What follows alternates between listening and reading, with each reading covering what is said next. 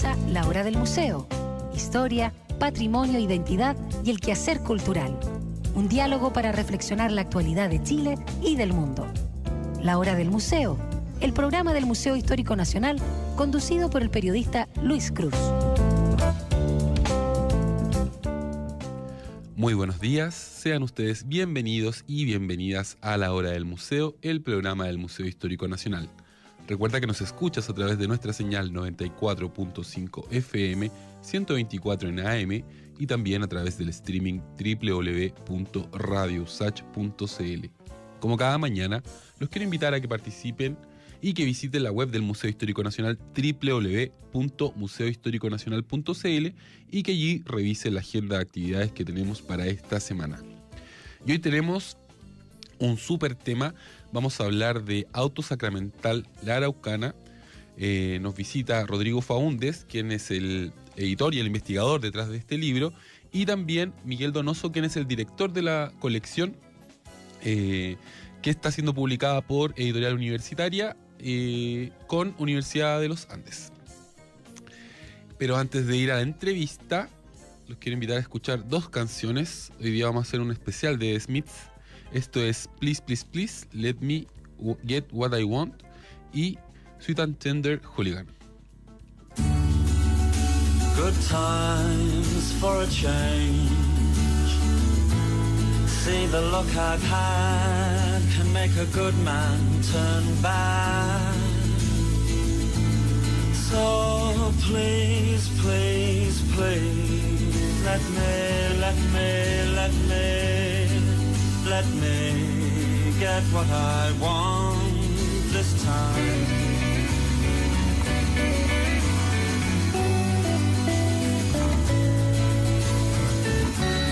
Haven't had a dream in a long time.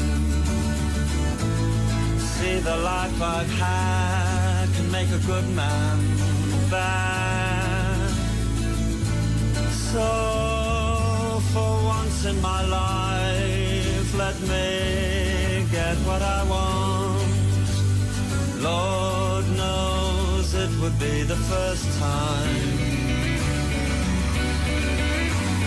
Lord knows it would be the first time.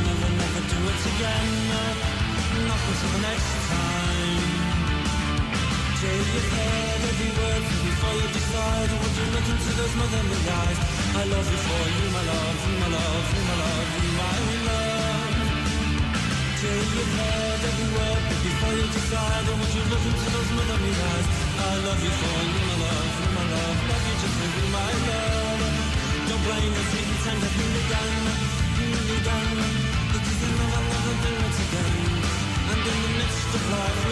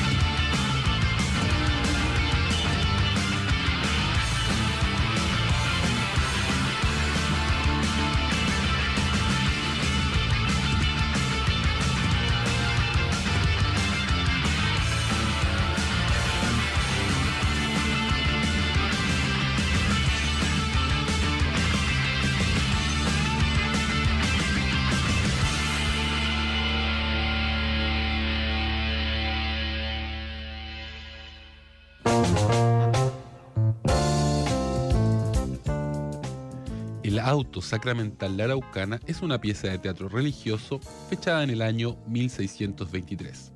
Su argumento alegórico presenta una versión a lo divino de la mítica elección de Caupolicán como cacique de Arauco, inspirado en la epopeya de título homónimo La Araucana de Alonso de Ercilla de 1569.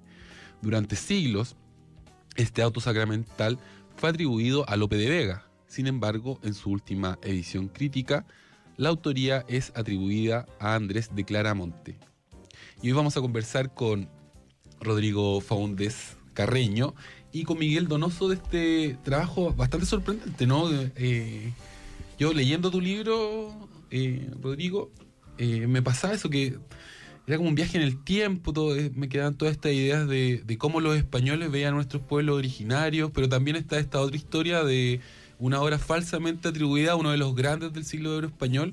O sea, de verdad que es un libro que tiene mucho tema. Te felicito por este trabajo, que entiendo que también es tu tesis de doctoral, ¿no?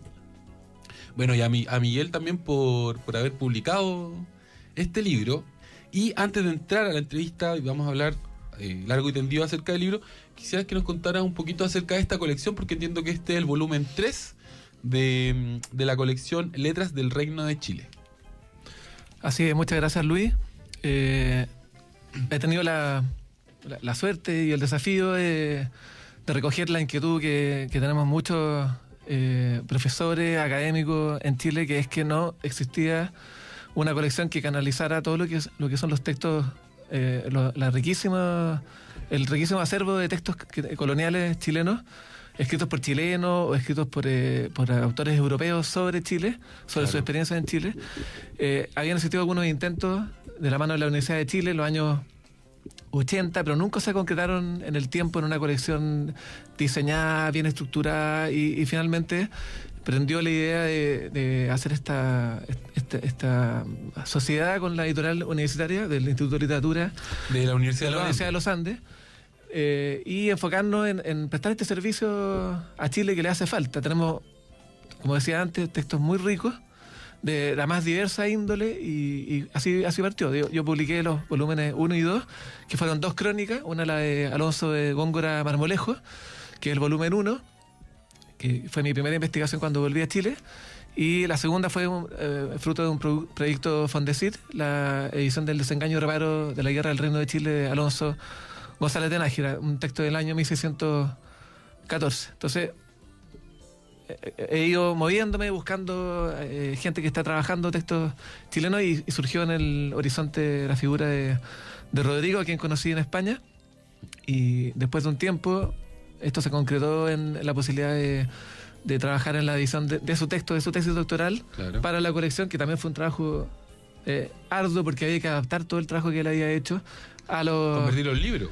Claro, al diseño que tenemos en esta colección, que es bien específico. Exacto. Y es una colección que tiene criterios y estándares científicos. Entonces, es bueno decir eso, que muchas veces las tesis no están pensadas para ser publicadas, claro, o sea, son trabajos universitarios, no académicos, y cuando se convierten a libro, todo este proceso de conversión implica un gran trabajo para el editor y para el autor. A veces hay que reescribir cosas, mover, y acá se hizo eso.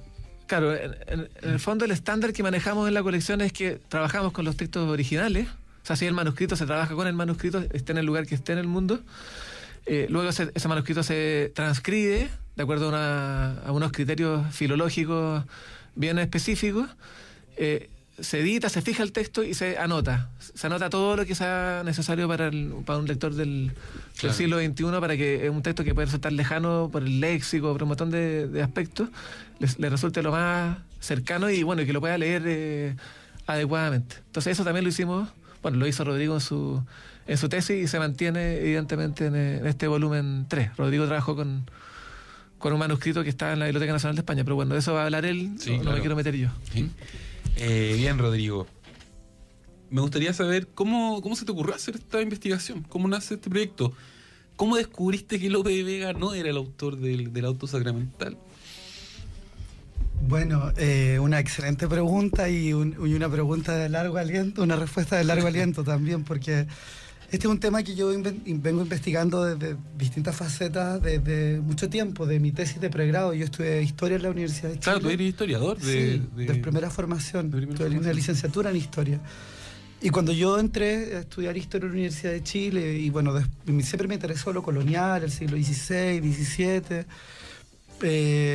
Después conocí las fuentes literarias, en particular con una maestra que había en la Universidad de Chile, que era la profesora Lucía Invernici.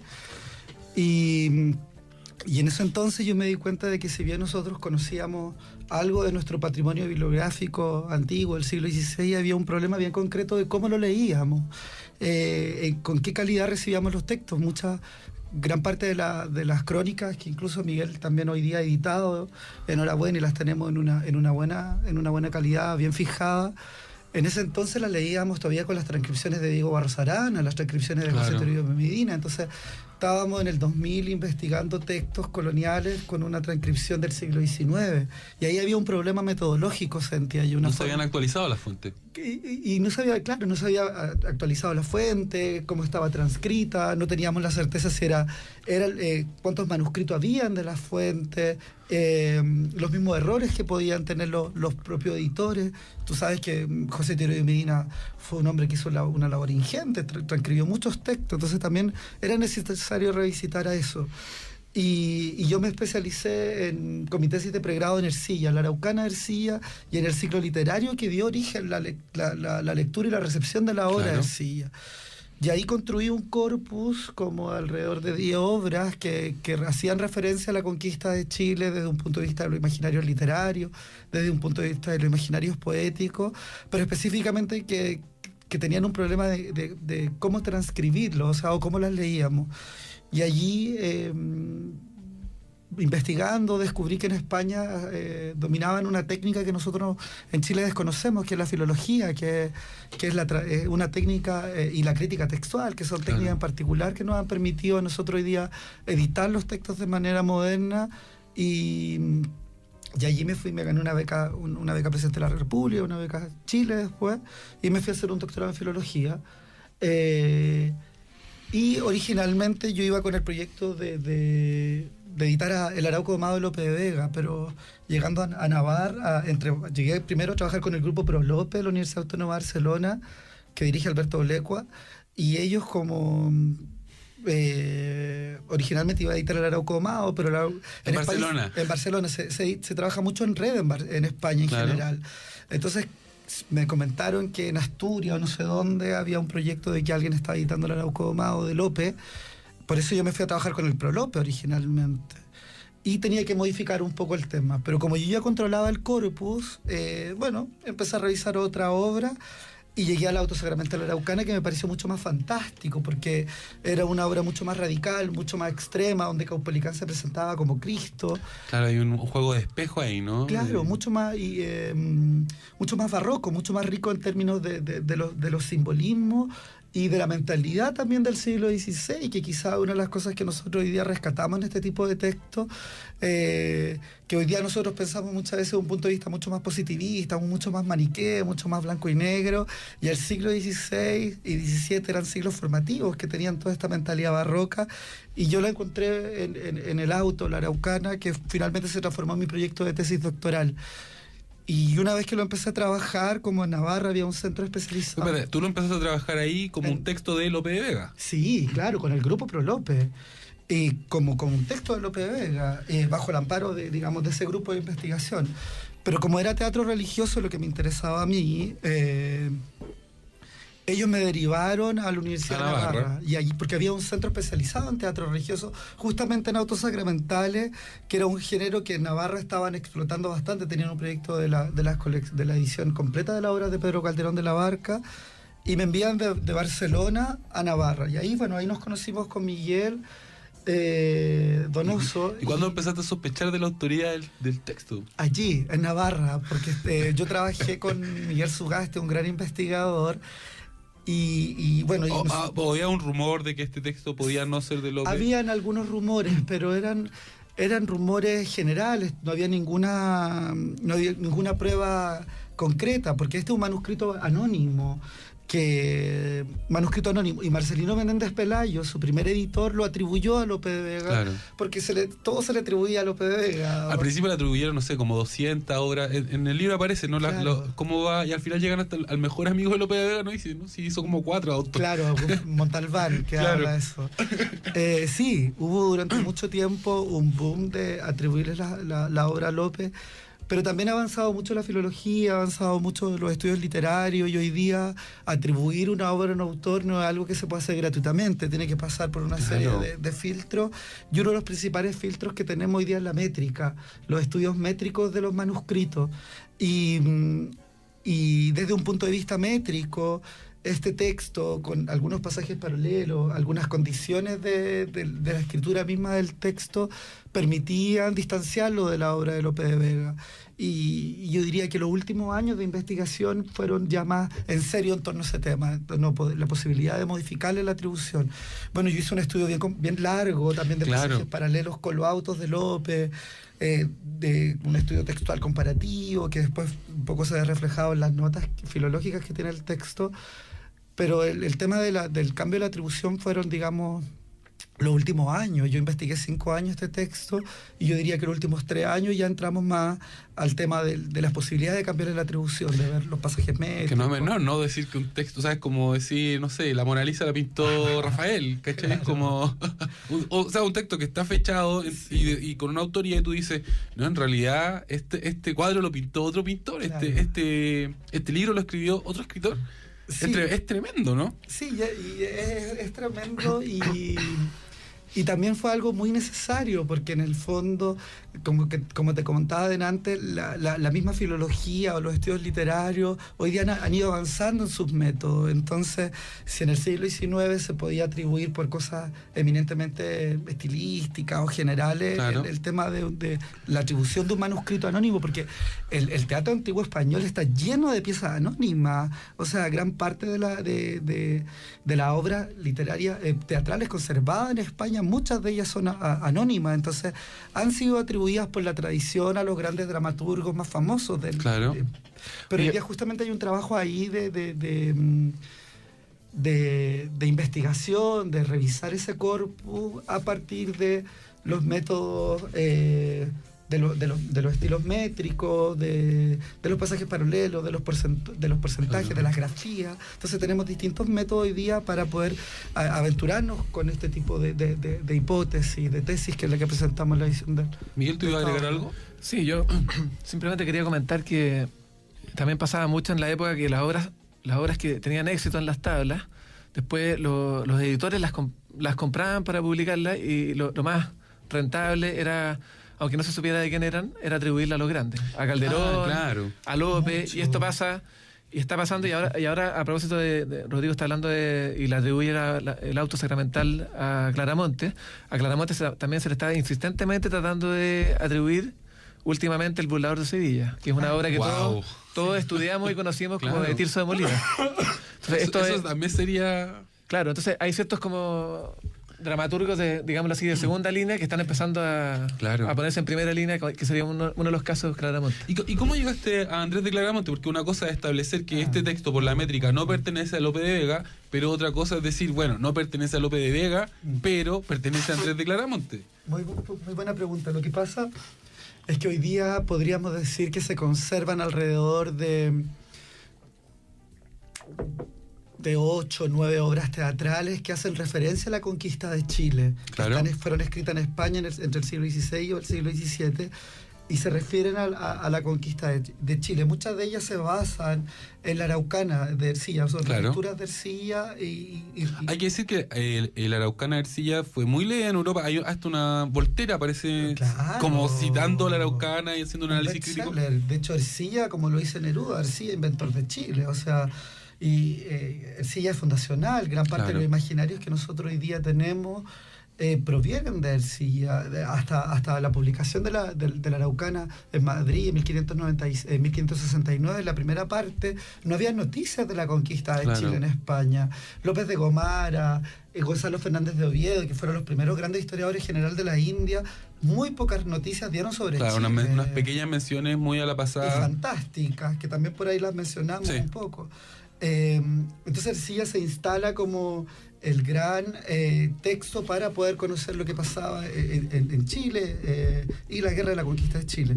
Entonces, dentro de ese corpus que hay de obras, de obras teatrales y literarias referentes a la conquista de Chile, había una que se llama El Nuevo Rey Gallinato, que sí sabemos que es de Andrés de Claramonte, incluso sabíamos cuando se estrenó en Salamanca en el año 1604, y teníamos varias noticias certeras en torno a esa obra, especialmente por un diario que hubo de un estudiante italiano que pasó por Salamanca, y en las obras de teatro que veía la anotaba. Se llama Diario de un estudiante en Salamanca, de Girolamo Cernatours, tiene un apellido francés un poco extraño, pero él escribió un diario sobre su experiencia estudiantil en Salamanca y fechó varias obras. Y entre las obras de teatro que él vio una que se llama El Nuevo Rey Gallinato. Y El Nuevo Rey Gallinato es una reescritura de Claramonte que hace algunas referencias sobre la conquista de Chile, y sus personajes son una mezcla entre una toponimia andina y mapuche, o araucana, inspirada en Ercilla. Y allí tenía varios personajes: Fidelfa, tenía Tucapel, bueno, el Rey Gallinato, que es el protagonista de la comedia, y tenía algunos cantos. Y como era una obra que hacía referencia fantástica a Chile, muy, muy, muy dislocada, yo la revisé y me di cuenta de que gran parte de las canciones de que cantaban en El Nuevo Rey Gallinato calzaban como un guante aquí en el auto sacramental araucana. Fidelfa era un personaje que en el corpus de comedias de Lope de Vega nunca había existido ese nombre. Claro. En cambio, Claramonte sí lo utilizaba. Había uno que era Polipolo. Por ejemplo, un nombre de invención de Claramonte que no encontramos en ninguna otra parte. Pero que está... Entonces coincidían entre el Rey Gallinato y el auto sacramental araucana. Había muchas coincidencias mayores que entre el auto sacramental araucana y el Arauco Domado de Lope de Vega, que sí efectivamente sabemos que es una comedia de Lope, claro, fechada para entre 1599 y 1603. Entonces había muchos elementos de onomástica, de las canciones, que eran pistas como irrefutables para poder cambiar la atribución. Fuera de eso, después hicimos el análisis métrico, estilístico. Claro, que eso está en el libro, está recogido, sí, claro, ¿no? Con porcentajes. Claro, que hoy día el método que se utiliza, claro, para las atribuciones. Y eso contribuyó mucho a que pudiésemos plantear hoy día con una seguridad científica, que yo diría que es uno de los aspectos que la crítica especialista más ha alabado en esta investigación, que estamos actualizando el corpus efectivamente. Exacto. De lo que era Lope de Vega, y estamos dialogando con lo que en el siglo, y que lo que Marcelino Menéndez Pelayo planteó en el siglo XIX, hoy día estamos revisitándolo y pudiendo afirmar con un montón de testimonios, de datos veraces, que efectivamente este manuscrito anónimo es en 98% probable que lo haya escrito Andrés de Claramonte y no lo haya escrito Lope de Vega. Y yo creo que allí hay un cambio bien importante y un aporte bien importante en lo que es, sí, la configuración del corpus de nuestro patrimonio bibliográfico antiguo que este texto viene a contarnos. Los quiero invitar a escuchar la tercera canción ya de esta mañana. Seguimos con The Smiths, estamos escuchando el disco Louder Than Bombs y esto se llama Girl Afraid.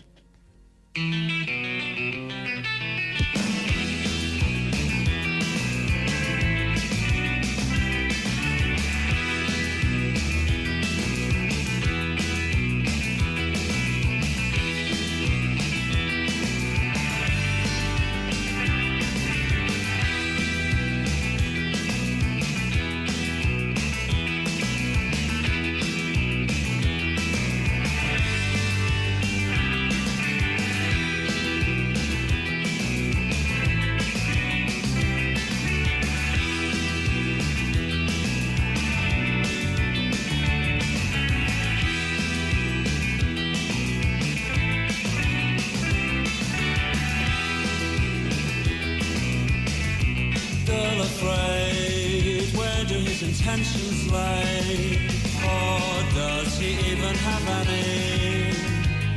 She said he never really looks at me. I give him opportunity. In the room downstairs, she sat and stared. In the room downstairs, she sat and stared. I'll never make that mistake again. I'll never make that mistake again.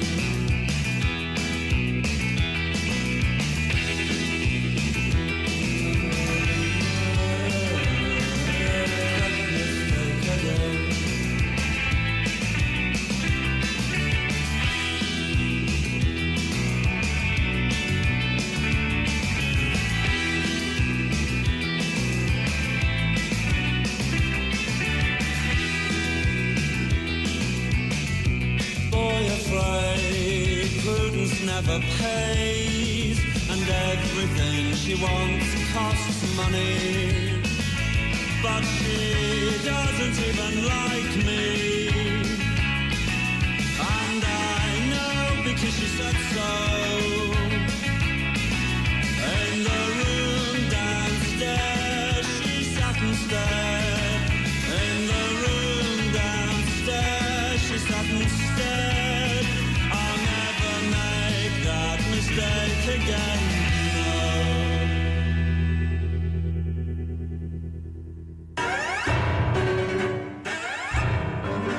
Radio Universidad de Santiago, una emisora donde podrás escuchar y aprender sobre diferentes estilos de música clásica compuestos en Chile. Te invitamos a que juntos valoremos a nuestros creadores y creadoras. Somos tu radio pública.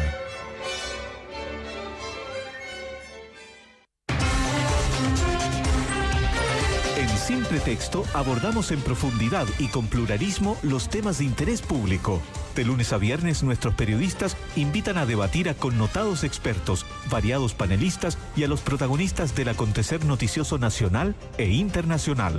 Sintonícenos en nuestras 2 ediciones, a las 8 de la mañana y a las 13 horas, en Radio Universidad de Santiago.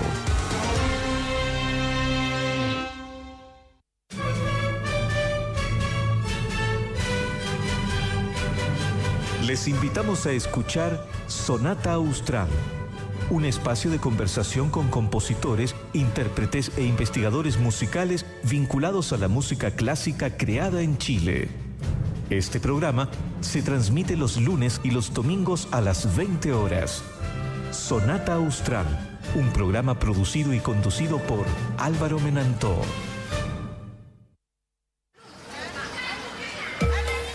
En las calles de Bamako, en la Rambla de Barcelona o en la Plaza del Zócalo en Ciudad de México. Geografía de la música. La música está en todas partes, por eso no descansaremos hasta descubrir cada sonido, cada voz, cada rincón de nuestro planeta en Geografía de la Música. Geografía de la música. Acompáñanos en nuestra nueva temporada de lunes a viernes a las 2 de la tarde para descubrir lo más destacado de la música del mundo. 94.5 FM y en radiousach.cl. Déjate llevar por los sonidos del mundo.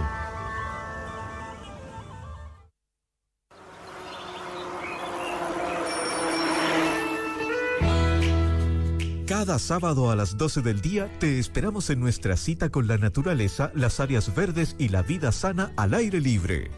No lo olvides, Radio Universidad de Santiago te invita a dar un paseo por el parque.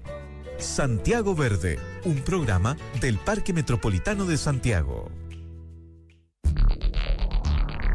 Radio Universidad de Santiago, 94.5 FM, 124 AM y www.radiousach.cl. Una emisora plural, analítica y con una amplia red de voces expertas. Somos tu radio pública.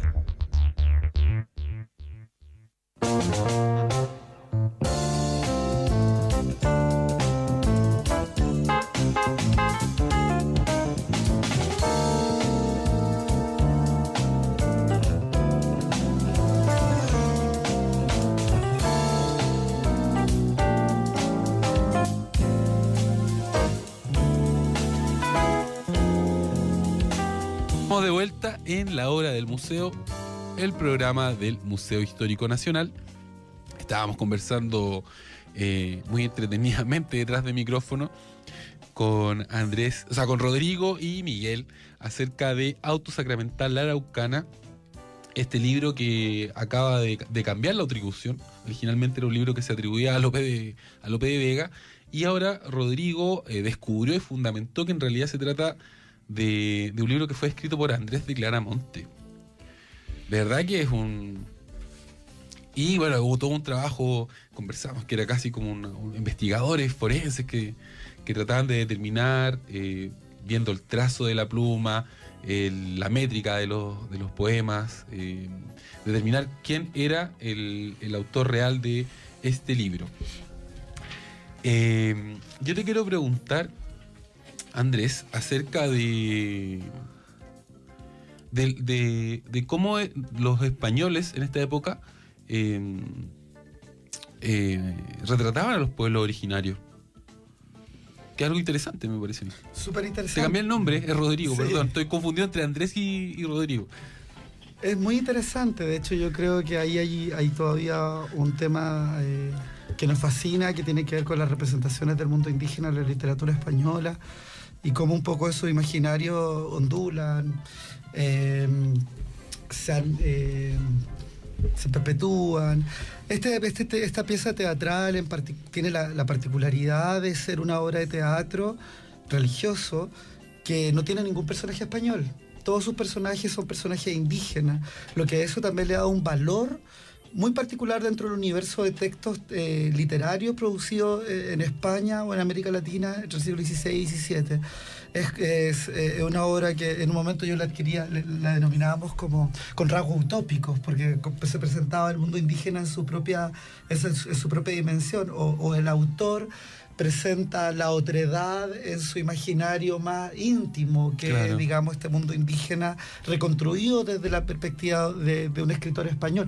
Y un escritor español, por lo demás, que no vino nunca a Chile, que Exacto. nunca visitó América Latina, que solamente tiene conocimientos del mundo indígena mapuche, del mundo indígena araucano, como se le llamaba en la época, a través de referencias secundarias, especialmente la obra de Ercilla.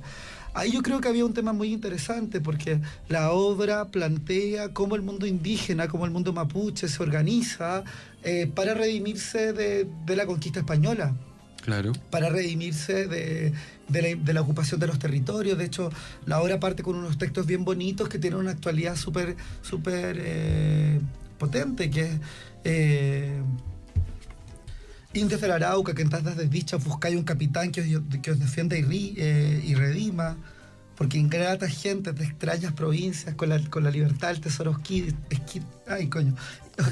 y vivís esclavos, sin ser dioses vuestros dueños de las vidas. Entonces, la obra se sitúa con la necesidad que tiene el pueblo indígena de liberarse de la conquista, de la usurpación de los territorios, y ellos, digamos, se organizan en torno a un toqui, que viene a ser la figura de Caupolicán, pero que en el caso particular de la obra viene a encarnar la figura de Caupolicán Cristo. Cristo es... Eso yo te quería preguntar, que nos explicaras eso, cómo Caupolicán termina siendo una figura espejo de Cristo y Colo-Colo de San Juan Bautista. Sí.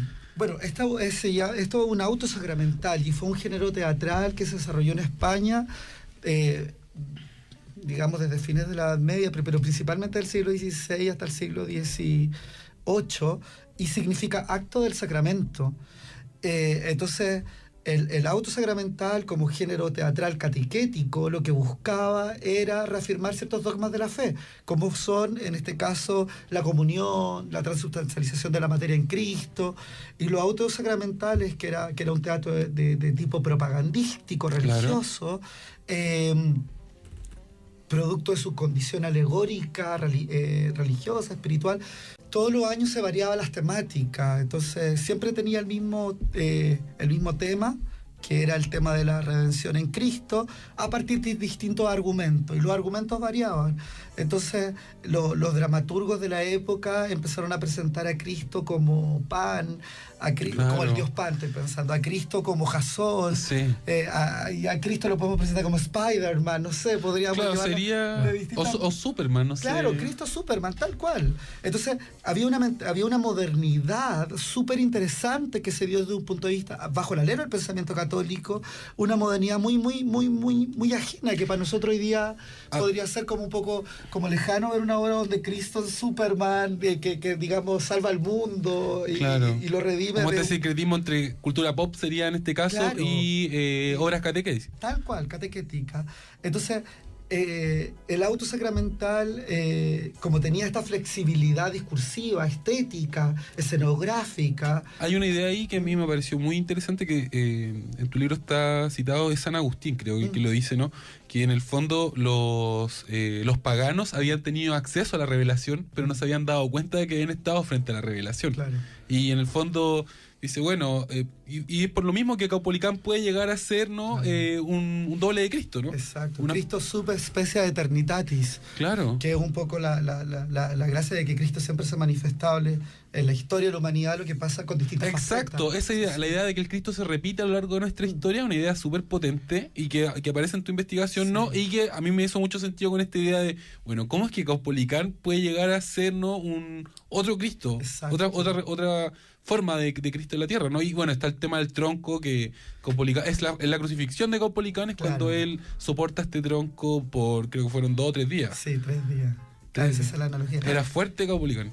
Claro, justamente ahí tú le has dado el clave un poco para adentrarnos en las mentalidades artísticas que existían en el siglo XVI y que hoy día son tan distintas a nuestra mentalidad, que hoy día vivimos una época muy purista desde un punto de vista del arte, muy purista desde un punto de vista del teatro, que todo pareciera que todo se encasilla y no hay posibilidad de darle esa flexibilidad.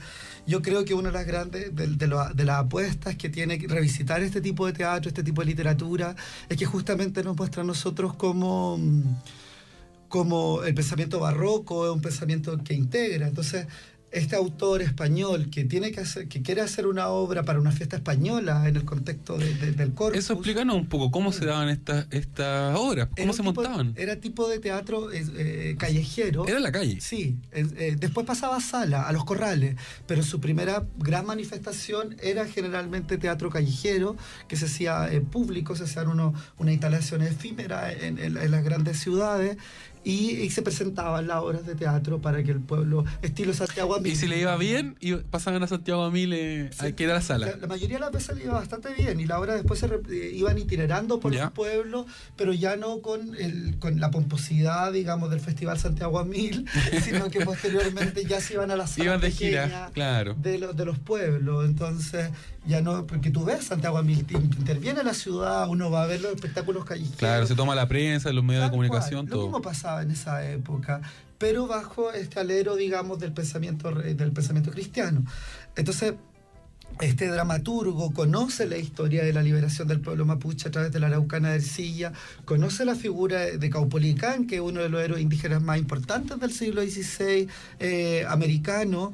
Y daba la casualidad que según Ercilla, Caupolicán había sido electo como Tokio de los mapuches, cargando un tronco durante 3 días.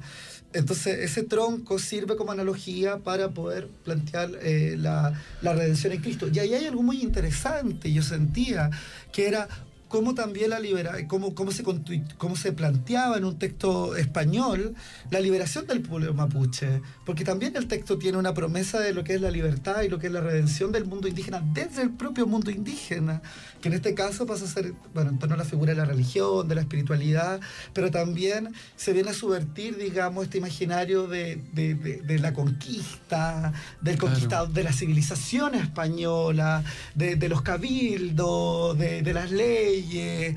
Entonces yo sentía que el auto aportaba al punto de vista de la fantasía, una fantasía indigenista que me parecía interesante rescatarla, y específicamente cómo nosotros hoy día podemos ver en esta obra a un Pelican Cristo, y lo dicen por ahí las notas, como un Cristo que se vea de indio.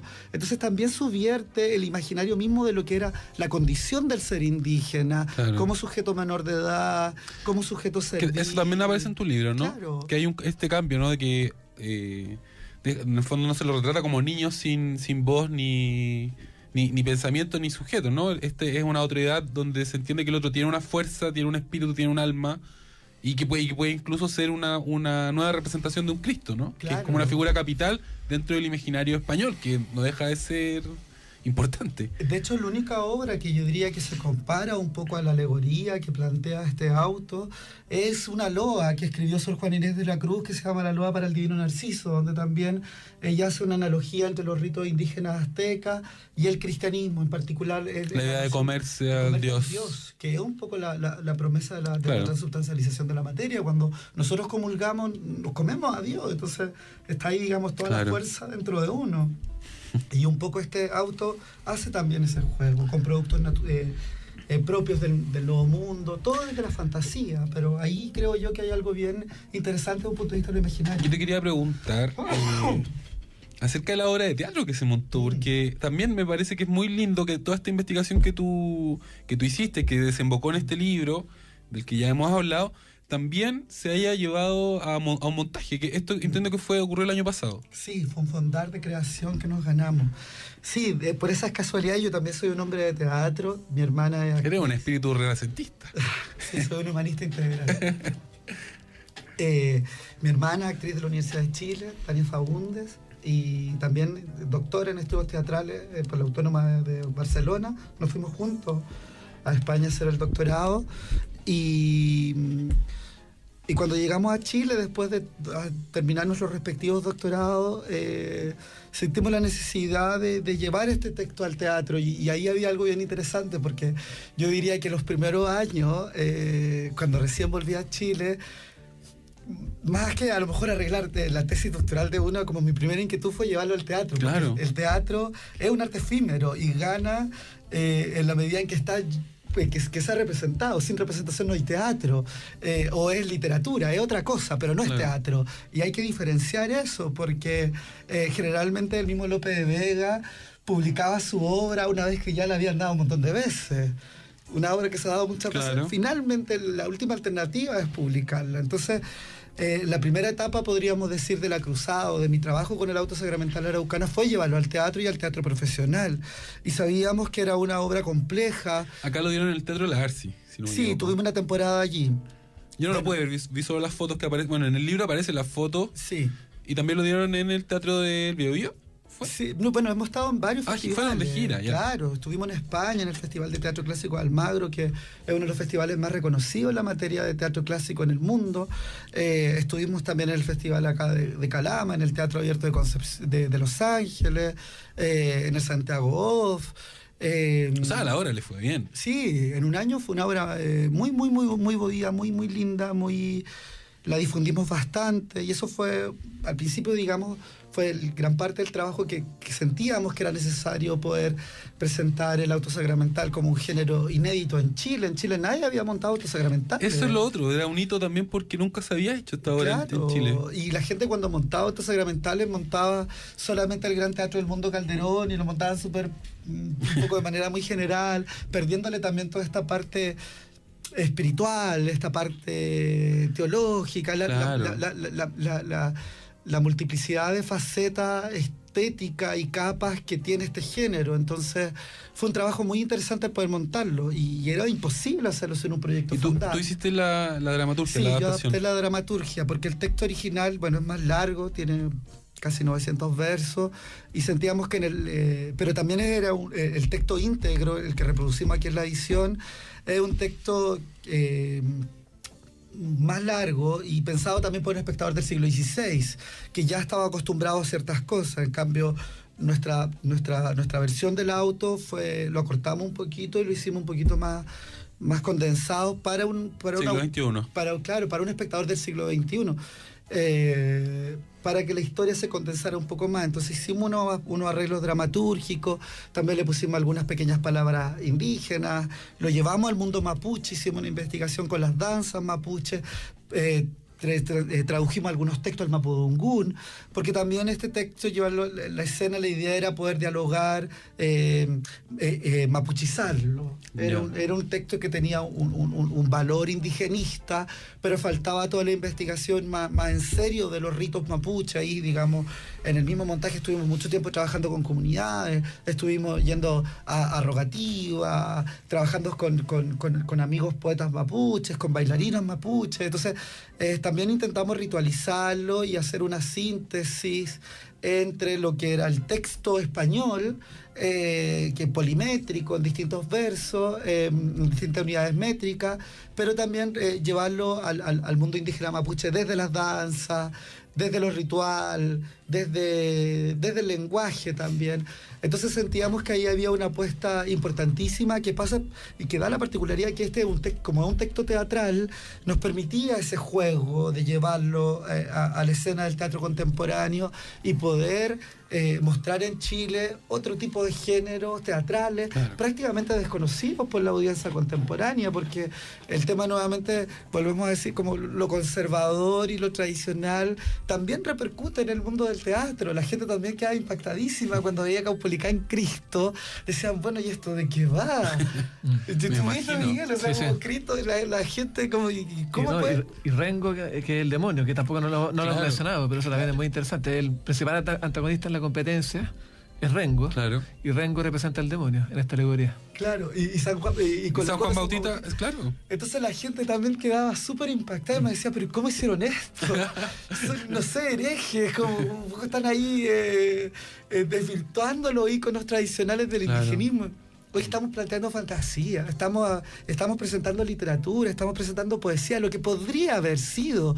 Y eso es lo bonito que tiene, yo diría, que la colección, estemos también publicando textos literarios, textos teatrales, fuera de los textos historiográficos que ha publicado Miguel, que es también presentarle al público lector contemporáneo chileno otros géneros, lo que podría haber sido, que yo diría que es la gran apuesta que tiene la literatura, a diferencia de la historia, que la historia se centra un poco en lo que ocurrió, lo que sucedió, la fecha, dónde fue. En cambio, la literatura se sitúa desde otro lugar, que es las posibilidades de otros mundos. Claro. Y justamente a mí es lo que me interesa poder promover, Y contribuir a que se conozca. exacto, y que rescatemos todo un patrimonio bibliográfico que está allí, que existe, y que la gente y un lector inquieto podría disfrutarlo y podría entretenerse con ello. Claro. Y creemos que es muy importante dar la posibilidad de abrir este cofre. Miguel, yo te quiero preguntar, ¿qué se viene en esta colección, no? Antes de cerrar, porque ya se nos está acabando el tiempo. Bueno, de hecho, a propósito de lo que me cuelgo de lo que decía Rodrigo, la primera edición de Góngora Armolejo se agotó. Wow. Y en la editorial no lo podían creer, o sea, publicamos 700 ejemplares y hubo que publicar 500 más porque hubo interés del público, Mira. un público amplio por testimonios sobre la historia de Chile directo, de un testigo, digamos. Y efectivamente estamos trabajando en otros textos. El propio Rodrigo estuvo trabajando los últimos 3 años con un proyecto Fondesit en la edición de El Arauco Domado, que es el poema épico más importante que se desprendió de la Araucana. Además escrito por un criollo, Pedro Claro. de Oña. Son como spin-off, para que la gente entienda el lenguaje no de la Claro. serie. Estos serían como spin-off de la Araucana, nace Auto Sacramental, Arauco Domado, que son obras subsidiarias. Sí. Y vendrán otros. Hay otro poema épico que es anónimo, que se llama La Guerra de Chile, que hay un profesor de español que está trabajando en él. Hay otro profesor que está trabajando la comedia que hemos citado aquí en el programa, El Arauco Domado de Lope de Vega, el Fénix de los Ingenios. Claro. Y en Chile está trabajando también otras personas. Hay un par de profesoras, una de la Católica y otra de la Universidad Andrés Bello, que están trabajando la crónica de Juan de Barrenechea y Albi. Yo estoy trabajando el texto de Diego de Rosales, que es una crónica y una historia de Chile monumental del siglo XVII. Wow. Y así, o sea, hay más gente trabajando. Se prendió la colección, por lo que veo. Está La colección tomando mucha fuerza. Estamos poniendo mucho esfuerzo en que la colección salga adelante y poder efectivamente prestar un servicio al país, brindándole los claro. textos convenientemente editados y accesibles a toda la gente. Bueno, yo los quiero felicitar, ¿no?, por la colección, por el libro, por la obra de teatro, por la conversación también. Sé que nuestros auditores valoran mucho, ¿no?, tener acceso a estos temas, que son temas que no aparecen comúnmente en los medios de comunicación masivos. Ya lo saben, ustedes pueden buscar Auto Sacramental, La Araucana, de Editorial Universitaria. El libro, bueno, está en todas las librerías, está distribuido. Así que eso, que tengan muy buena mañana. Les quiero agradecer nuevamente que hayan venido a conversar a la hora del museo. Quiero agradecer también a Daniel Cuevas, quien estuvo en los controles. Y los voy a dejar con la última canción de esta mañana. Esto es The Smiths, Asleep.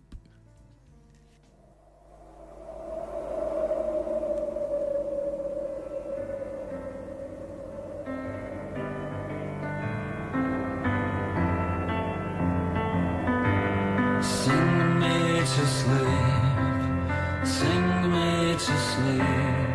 I'm tired and I want to go to bed. Sing me to sleep, sing me to sleep. And then leave me alone. Don't try to wake me in the morning, 'cause I will be gone.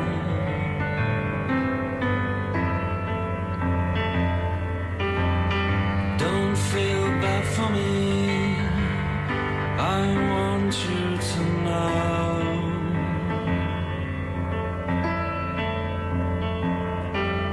Deep in the cell of my heart, I will feel so glad to go.